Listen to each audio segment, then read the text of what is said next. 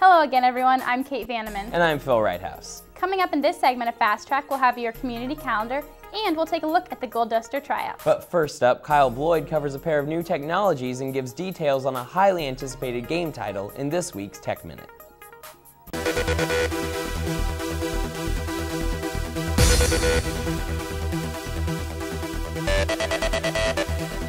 A new technology developed by LM Ericsson of Sweden brings a new penalty for wireless subscribers who fail to pay their wireless bills.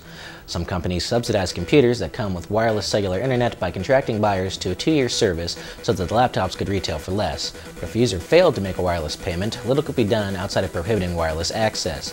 This left the service provider out a few $100s per machine. Now the providers have a way to strike back. The technology, nicknamed the Kill Pill, can lock a user out of their machine altogether, preventing its use until the bill is paid. Providers claim that the lockout is an absolute last resort, and while the technology may see little use as a virtual repo man, further development could lead to advances in computer security, locking out stolen computers to prevent secret, compromising data. Honda took another leap forward in robotics technology with the co-development of the brain-machine interface. The BMI reads electrical activity in a person's brain and interprets that data using complex processors to determine instructions without requiring physical movement. A user need only visualize the action. The system relays this signal to Honda's Asimo robot, which whirs to life to mimic the action of its instructor. Honda envisions a world where people need only think that a room is too hot to activate the air conditioner. While that world is still a way off, this new technology is a step forward. And after months of hype, THQ is finally revealing details on UFC 2009 Undisputed. IGN.com has been covering all the news on their website, and early tests say that the game has quite the learning curve. Look for the UFC's first game since 2004 in mid-May. That's the news. I'm Kyle Bloyd, and now you know.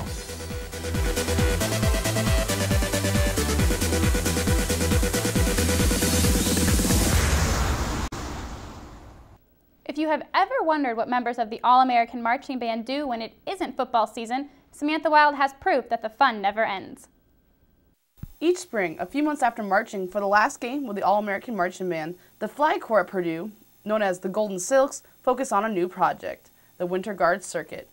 Practices start in January, and the group rehearses twice a week. They then take part in a series of competitions, ending with the Midwest Color Guard Circuit Championship, which this year took place in LaPorte, Indiana in late March. Senior member Missa Wegner thinks this is a great opportunity for the members. It really gives you an opportunity to show how good you are at what you do. And it gives you an opportunity to only perform one show. You do one show the entire season, but like in Color Guard in the fall, we do marching band, so you could get a new show every week. This year's show was entitled A Midnight Soiree with music from Cirque du Soleil. They took 4th place this year with a score of 70.4, which surpassed their goal of getting a 70. Anyone interested in joining should go to www.purdue.edu/bands for more information and pay attention each November when auditions start. If you're interested in Portuguese entertainment or hearing a hip-hop version of Canterbury Tales, you're in luck this week. Fast Track has plenty to keep you busy in this week's community calendar.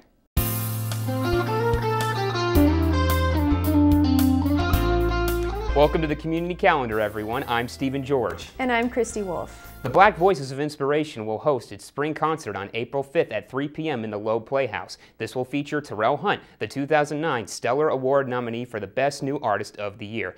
Tickets are $7 for the general public and $5 for students. The hip-hop artist Baba Brinkman will perform the rap Canterbury Tales, which he based off of Geoffrey Chaucer's The Canterbury Tales. This will be on April 13th at 5:30 p.m. in the Krannert Auditorium. The Difficult Dialogue series will be giving the opportunity to talk about race issues to better understand the subject. This will be held in the Black Cultural Center's Multipurpose Room 1 on April 8th at 2 p.m. The Black Thought Collective will explore selected events, spaces, and practices left in the wake of Hurricane Katrina, focusing on the Crescent City. On April 9th from 3 to 5 p.m. they will share Not Simply a Moment in History, notes on the enduring politics and memory of post-Katrina New Orleans. This will be in the BCC's Multipurpose Room 1. The next research seminar is being held on April 10th from noon to 1 p.m. in Beering Hall, room 1255. The topic for this seminar will be school-based research on scaffolding scientific inquiry in technology-enhanced learning environments, issues, lessons, and implications. These seminars are free and open to everyone. Marisa, a traditional Portuguese fado musician, will be performing soon at the Loeb Playhouse on April 14th at 7:30 p.m.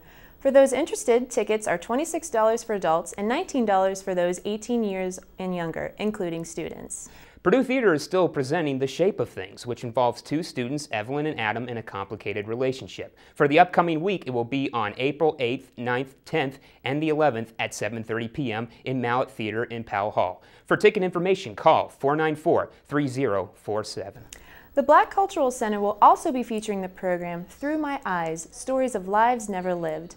This event includes poetry, prose, and other stories. This will be held in the BCC's Multipurpose Room 1 on April 10th at 7 p.m.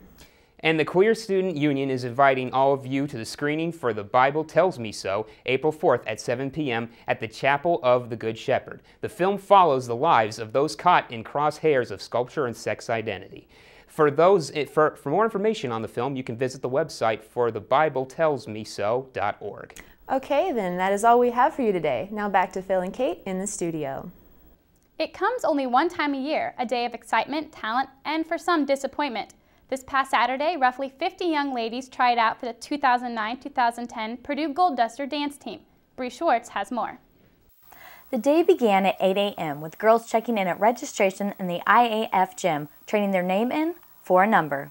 Many of the girls signed up for the Purdue Gold Duster dance team auditions with solid backgrounds, some around 15 years or more of dancing experience. After a quick warm-up and stretch, the girls moved into learning a sideline routine. With about 30 minutes to perfect that routine, the girls move into an intense jazz number. After a much-needed lunch break, the girls gear up to learn a final technique routine that will showcase the most difficult elements of dance. At 3:30, the learning and perfecting is done. Coming in 3 at a time, each girl will audition in front of the panel of judges to be graded on things like fitness, presentation, and technique. The entire day comes down to this very brief audition on who will make next year's team. Teddy Tenares, a graduating senior on the current team who also helped out with tryouts, is ecstatic about the turnout. I've been extremely impressed with the talent that has come out this year compared to years past for our auditions.